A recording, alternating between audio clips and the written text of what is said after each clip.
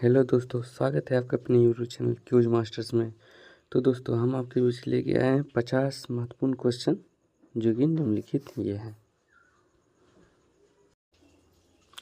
पृथ्वी से निकटतम दूरी पर स्थित ग्रह कौन सा है दोस्तों? तो आपको इसमें बताना है पृथ्वी से निकटतम दूरी पर स्थित ग्रह कौन सा है। तो ये हो जाएगा दोस्तों आपका शुक्र ग्रह। ऑप्शन नंबर सी सही उत्तर हो जाएगा। प्रश्न संख्या 2, निम्नलिखित में से किस ग्रह को सुबह का तारा कहा जाता है दोस्तों? तो आपको इसमें बताना है सुबह का तारा कौन सा ग्रह को कहा जाता है। तो ये कहा जाता है दोस्तों शुक्र ग्रह को। ऑप्शन नंबर 20 सही हो जाएगा। प्रश्न संख्या 3,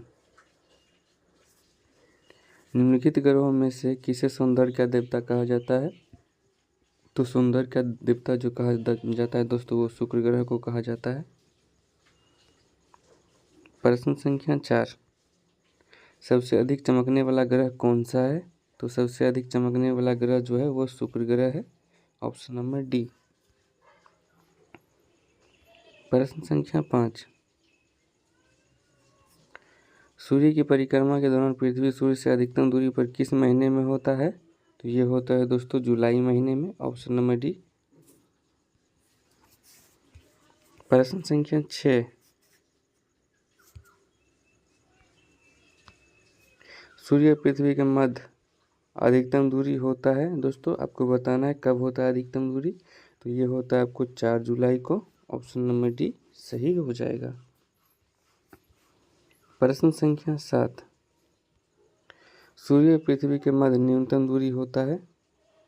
तो न्यूनतम दूरी होता है दोस्तों 3 जनवरी को। Option number B. प्रश्न संख्या 8, पृथ्वी को उसके काल्पनिक अक्ष पर घूमने को क्या कहते हैं दोस्तों? तो ये कहते हैं दोस्तों घूर्णन कहते हैं। ऑप्शन नंबर बी सही हो जाएगा। प्रश्न संख्या 9, पृथ्वी तथा सूर्य के मध्य सर्वाधिक दूरी किसके दौरान होता है? तो सर्वाधिक दूरी जो होता है अपसौर के दौरान होता है। Option number B.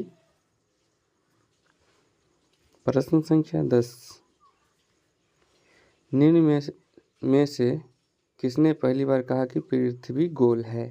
तो ये कहा था दोस्तों अरिस्टोटल ने। ऑप्शन नंबर ए सही हो जाएगा। प्रश्न संख्या 11, पृथ्वी की धुरी है।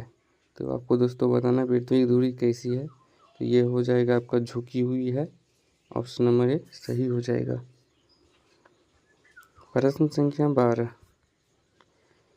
किसमें पृथ्वी के अलावा अन्य जीवन की संभावनाएं हैं क्योंकि वहाँ का पर्यावरण जीवन के लिए बहुत अनुकूल है? तो यह हो जाएगा दोस्तों मंगल ग्रह पे। Option number C. अगला प्रश्न आपका दोस्तों, सूर्य के गिर्द एक परिक्रमा के लिए निम्न में से कौन सा एक ग्रह अधिकतम समय लेता है? तो अधिकतम समय लेता है दोस्तों बृहस्पति ग्रह। Option number D. अगला प्रश्न आपका दोस्तों, निम्नलिखित में से कौन सा तारा पृथ्वी के शाब्दिक समीप है? तो शाब्दिक समीप तारा है दोस्तों सूर्य है। ऑप्शन नंबर सी।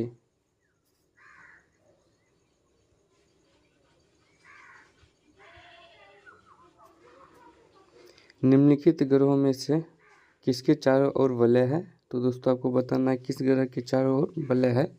तो ये हो जाएगा दोस्तों आपका शनि ग्रह। Option number B. प्रश्न संख्या 16, शनि ग्रह के कितने उपग्रह हैं? तो शनि ग्रह के दोस्तों 61 उपग्रह हैं। Option number D. प्रश्न संख्या 17, शनि ग्रह के चारों ओर पाए जाने वाले वलयों की संख्या कितनी है? तो दोस्तों आपको बताना है वलयों की संख्या कितनी है। तो ये हो जाएगा तो दोस्तों आपका 10 है। Option number C. प्रश्न संख्या 18, निम्न में से किस ग्रह के चारों ओर स्पष्ट वलय हैं? तो स्पष्ट वलय हो जाएंगे दोस्तों शनि ग्रह के। Option number A. यूरेनस की खोज किसने की थी?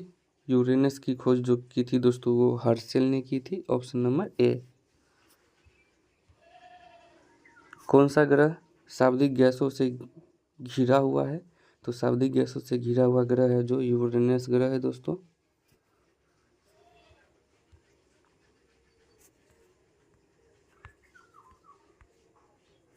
यूरेनस के कितने उपग्रह है दोस्तों? तो यूरेनस के उपग्रह हैं 27, ऑप्शन नंबर सी।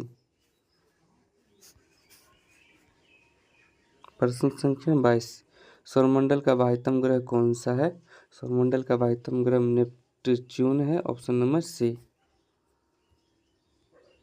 प्रश्न संख्या 23, कौन सा खगोलीय पिंड रात की रानी कहलाता है? तो रात की रानी कहलाता है दोस्तों चंद्रमा, ऑप्शन नंबर सी।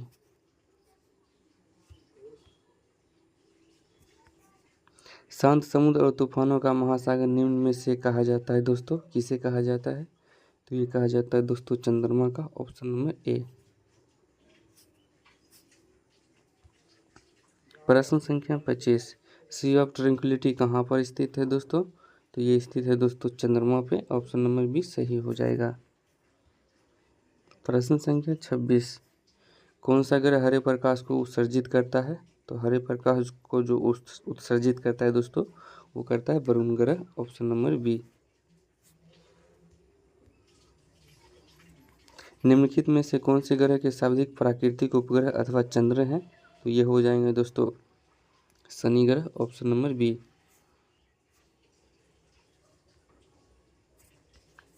दक्षिणी गोलार्ध में सबसे बड़ा दिन होता है दोस्तों, कब होता है दोस्तों आपको बताना है। ये होता है दोस्तों 22 दिसंबर को, ऑप्शन नंबर बी। पृथ्वी की जुड़वा बहन किसे कहा जाने वाले का कौन सा ग्रह है दोस्तों? तो दोस्तों आपको इसमें बताना है पृथ्वी की जुड़वा बहन किसे कहा जाता है, कौन से ग्रह को? तो ये कहा जाता है दोस्तों शुक्र ग्रह को, ऑप्शन नंबर सी। प्रश्न संख्या 30, पृथ्वी के केंद्र में पाए जाने वाले चुंबकीय पदार्थ हैं दोस्तों। तो आपको इस समय में बताना है दोस्तों पृथ्वी के केंद्र में पाए जाने वाले चुंबकीय पदार्थ कौन से हैं। तो ये हो जाएंगे दोस्तों निकेल, ऑप्शन नंबर सी। प्रश्न संख्या 31, वह काल्पनिक रेखा जो पृथ्वी को दो भागों में बांटती है कहलाती है, क्या कहलाती है दोस्तों? ये कहलाती है भूमध्य रेखा, ऑप्शन नंबर ए। प्रश्न संख्या 32, दो देशांतर रेखाओं के बीच की दूरी निम्न में से किस नाम से जानी जाती है दोस्तों? तो ये जानी जाती है गोड़े के रूप में, ऑप्शन नंबर ए।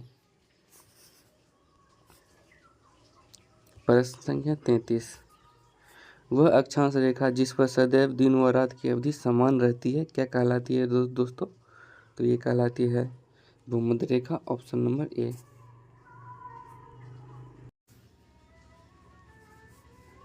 प्रश्न संख्या 34, पृथ्वी के उत्तरी ध्रुव एवं दक्षिणी ध्रुव को मिलाने वाली रेखा क्या कहलाती है?